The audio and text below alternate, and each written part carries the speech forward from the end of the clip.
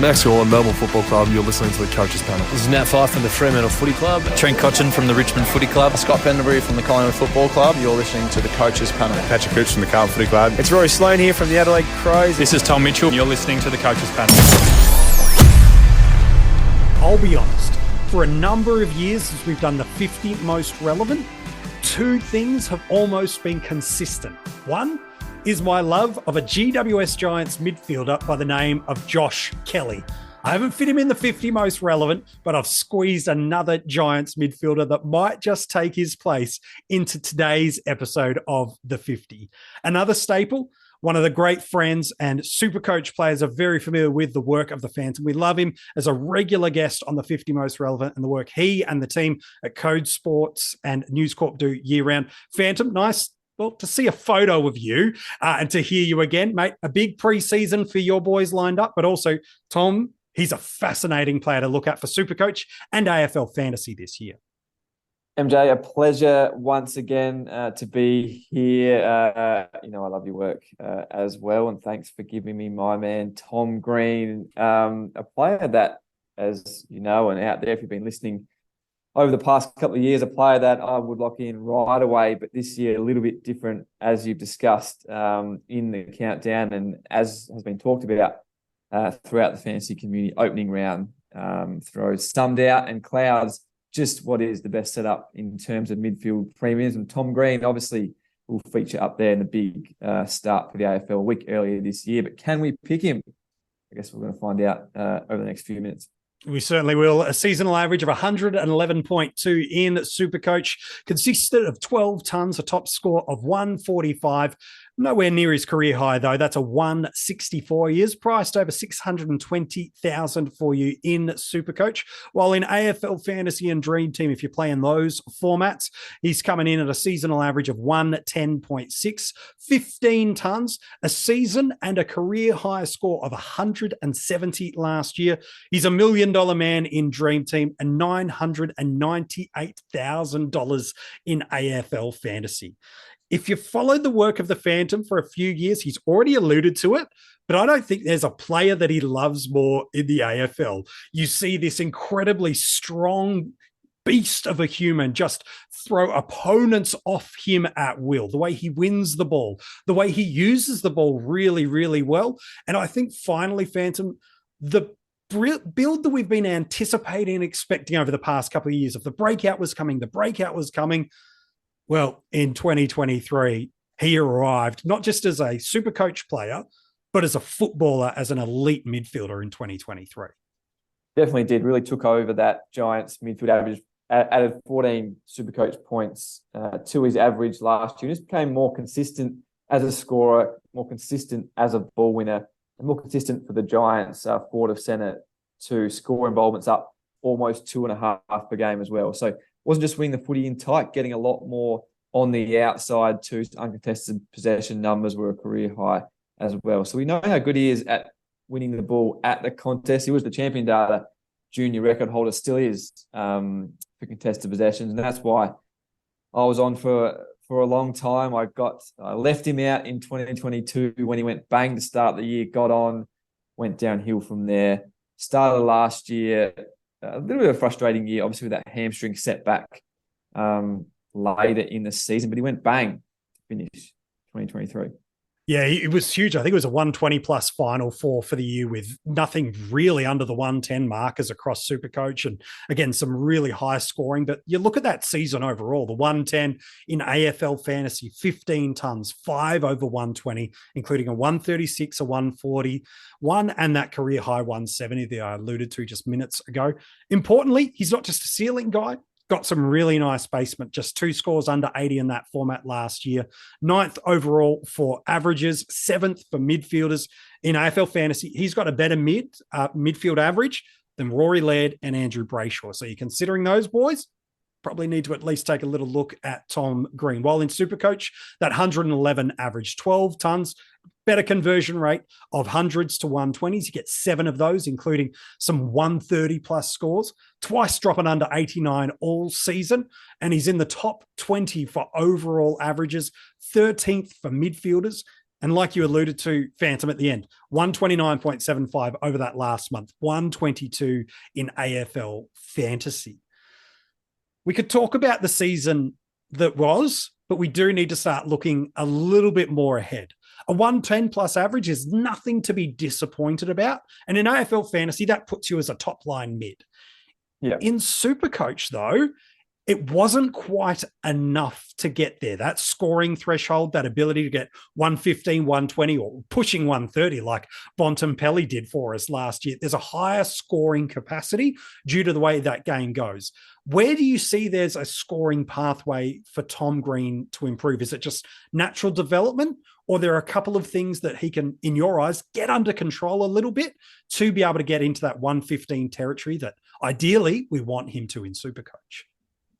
Touched on both of the things there. You look at that final 4-game average. If you include the finals as well, the Giants 3 finals, 123 points in his last 7 games of the season. So that's where we want. That's where he can maybe get to. But what's holding him back in SuperCoach? He gets so much of the ball. We know the number 1 ranked player in the game for disposals and contested possessions last year. But he was also the 2nd ranked player behind Tim Taranto, Tim Kelly, and Cam Guthrie. We know he didn't play that many games for Clangers.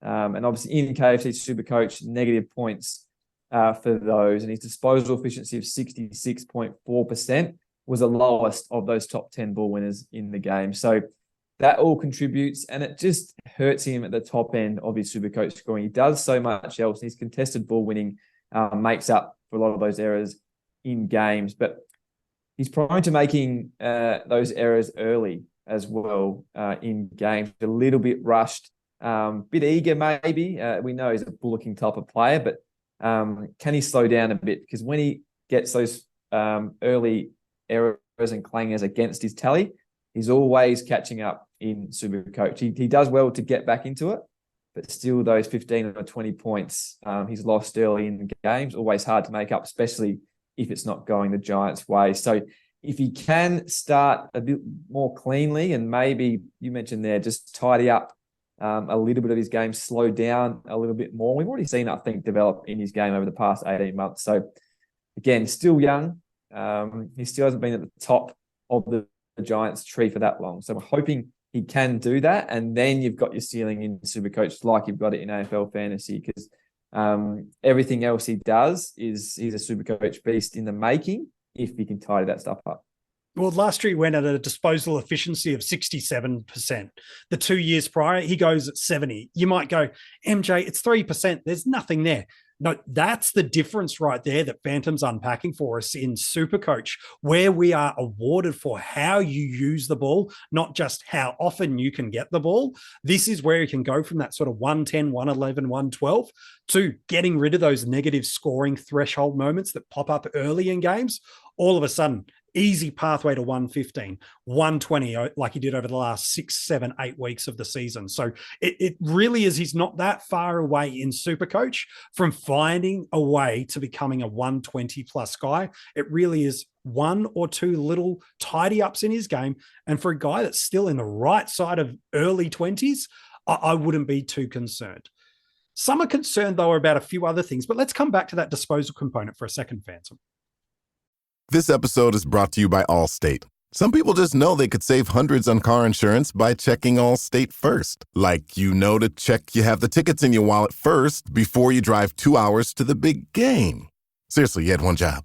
Now the closest you'll get to the 50-yard line is parking lot D. Yeah, checking first is smart. So check Allstate first for a quote that could save you hundreds. You're in good hands with Allstate. Savings vary. Terms apply. Allstate Fire and Casualty Insurance Company and Affiliates. Northbrook, Illinois. Yeah, and he's winning the ball on the outside. His kicking's okay, but he wins the footy so well and always in tight, under pressure, contested situation. He's normally good enough to get his hands free and get it out, but he's not quite Clayton Oliver or Marcus Bontempelli yet in tight. He's under pressure a lot. His little handballs, he's done so well to win the ball for everyone. Doesn't always find a Giants teammate. And obviously, difference between disposal efficiency and a direct turnover, which is what a clanger is. It might only be a metre handball goes straight to an opposition midfielder. Tom Green does that a lot because he's under so much pressure. So if he can sort of work his way out of traffic a bit more and then go to use the footy, which I think he's trying to do, given his uncontested numbers and his meters gain are up plus 140 on the year. So he's trying to get out a little bit more and use the footy. So if you can just clean it up a little bit and not always try to dish it out when under so much pressure. There was a game that he missed last year. It was one of the first that he missed, actually, with that hamstring injury. They played against Hawthorn. And Josh Kelly, yes, I've got him twice in the same podcast. I feel like I'm winning. But he ended up getting the Finn McGuinness tag. I'm curious. We don't know what we don't know. But in your eyes, is he now the number one stopping option that people are going to come to? Is it Tom Green? Or do you still think it's the in and out and the bit more skillfully sublime Josh Kelly 3 in the podcast that's going to be the tag target? Do you think it's Green? Is it Kelly? Or where do you see teams going if they want to or choose to run a tagger against this Giants midfield? Quinn McGuinness has shown he's pretty effective against all types of players so far, but often maybe you got to just consider as a coach, not the easiest player maybe to stop, the one you can restrict his influence. It's hard to stop Tom Green at the coalface. First possession footy, he's going to get it with the bloke hanging off him or not. The players that win the footy on the outside and push forward a little bit more, they're probably the ones that are a little bit easier to stop. And your Josh Kelly, as you mentioned there, given what he can do with the space, he probably is the one you still would have shut down, because Tom Green's still going to have an influence whether someone's on him or not. Yes, the extra pressure, as we've just talked about, can influence what he does with the footy and close, and can affect the clearance and get it going back the other way. But I think you're probably better off stopping. Maybe I'm just a bit more wishful thinking when we're talking about Tom Green here and not getting a tag, but I still think I'd go, if I was the opposition coach, a Josh Kelly type. Yeah, fair enough too. Opening round is a game changer for us in the SuperCoach and AFL Fantasy community. It means we'll get to have a look at a handful of teams, but those teams that play an opening round, their scores don't count. The price fluctuations will as attached to what they score, but it means if you play an opening round, you're going to miss some time in the first 6 weeks. In rounds 2, 3, 5, and 6, you're all going to miss a game through there. For GWS Giants, they're going to miss round 3. So they'll play opening round against Collingwood. They'll then play West Coast and North Melbourne. On paper, Phantom, it looks good. However, based on his recent history, not as good. He played them twice, the Collingwood Football Club last year. It's opening round. The score doesn't count, but it will impact the price movement across the formats. Plays them twice, fails to turn up in the preliminary final and in round 9. Then he plays North Melbourne and West Coast. On paper, looks good. Well, his second lowest score of the year across the formats was against North Melbourne. He went 70s across the formats. And against West Coast, it was early in the year for sure, but he went 90 in AFL Fantasy and 106 in SuperCoach.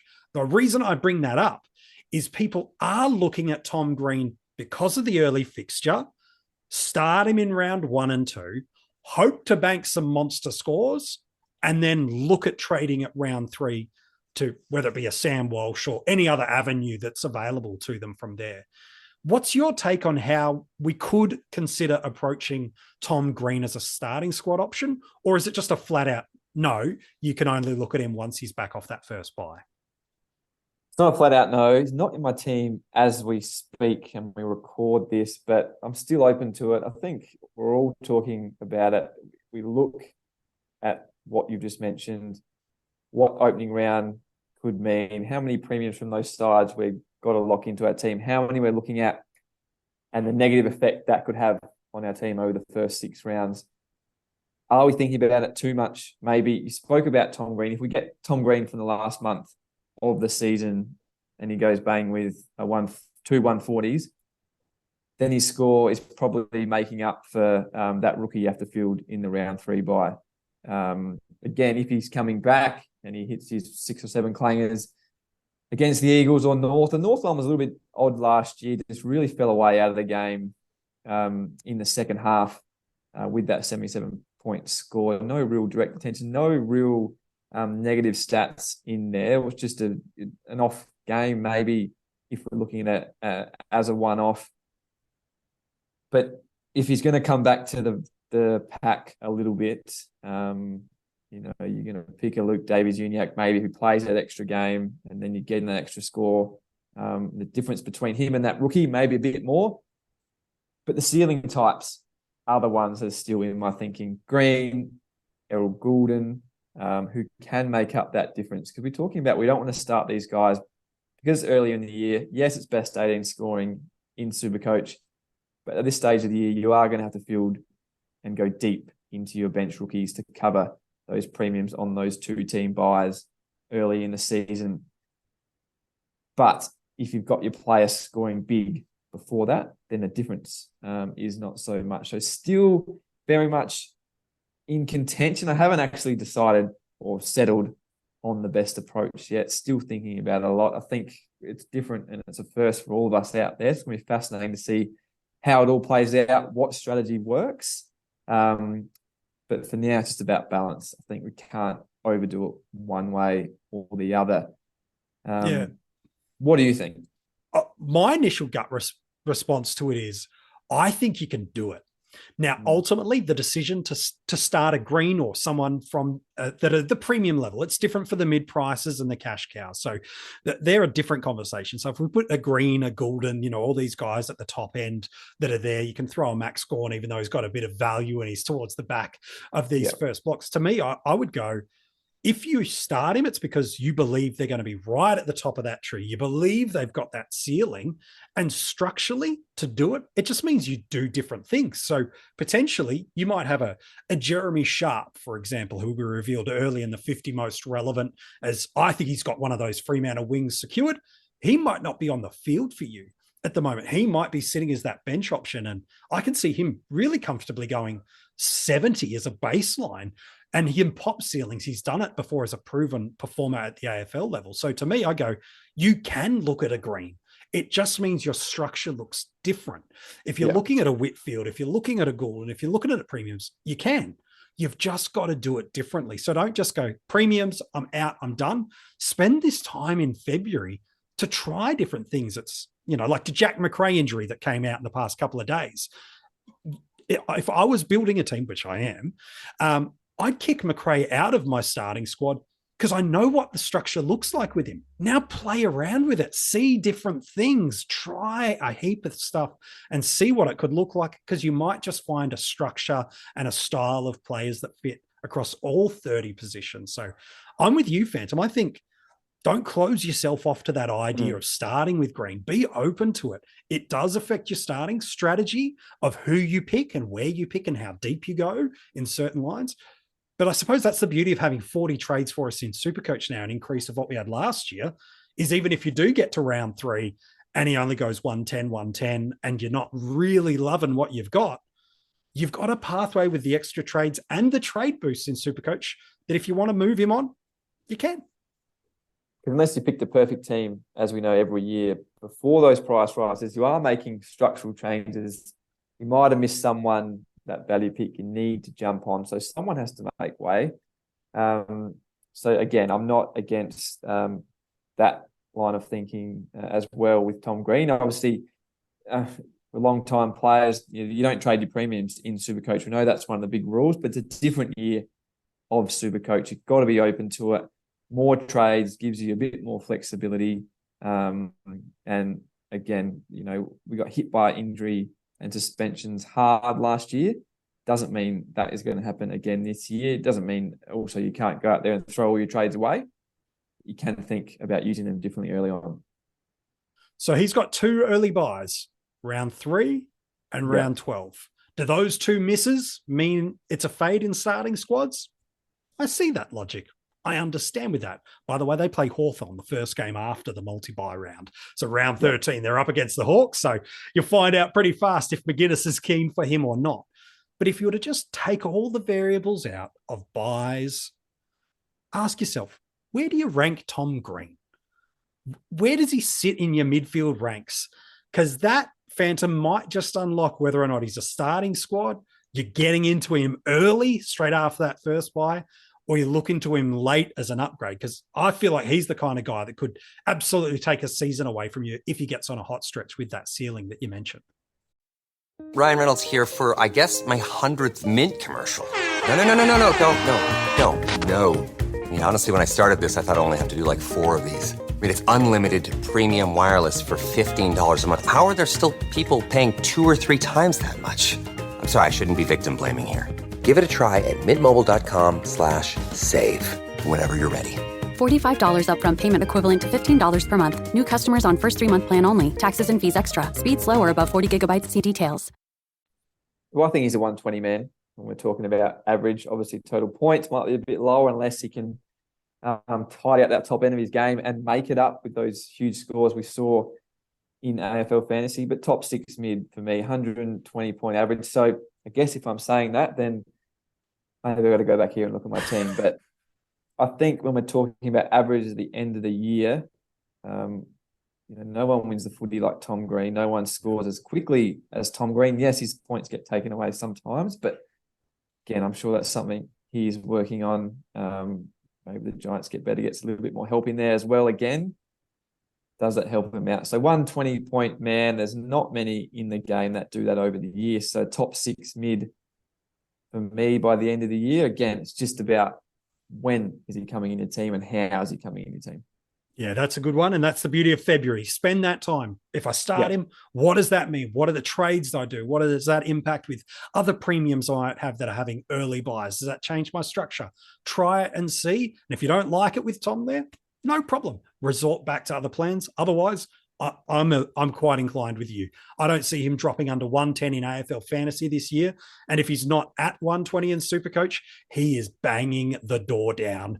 Absolutely there. He is someone that I absolutely want in my side at some point in 2023. And even with missing a round early, it wouldn't shock me if he's the number 1 point scorer overall in SuperCoach, let alone in AFL Fantasy.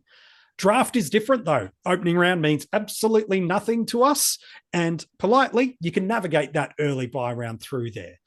Where do you see him go on draft day, Phantom? Is he a first rounder, or do you see him drifting into the second round in a SuperCoach draft? I think if he's drifting too far, you'd count yourself pretty lucky on draft night, a late first round pick, if you've got one, especially if a couple of the other big guns have all been taken off the board early in the midfield, then I had no hesitation on jumping there late in that first round, I think.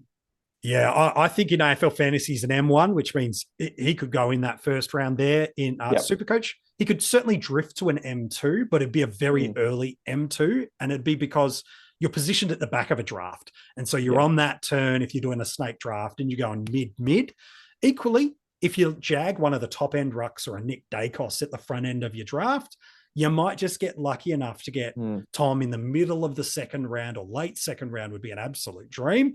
And you've got yourself, as Phantom said, and I agree with him, a potential 120 mid in SuperCoach as your potential captain with your second pick. Like that is what fantasy football dreams are made of. Hey, Phantom, it's an absolute pleasure chatting with you, mate. I always love chatting SuperCoach with you. You and the team at News Corp and Code Sports have got a special deal, though, for people if they want to get involved, get SuperCoach Plus Gold and a bunch of other great rewards from you guys as well. What's the deal?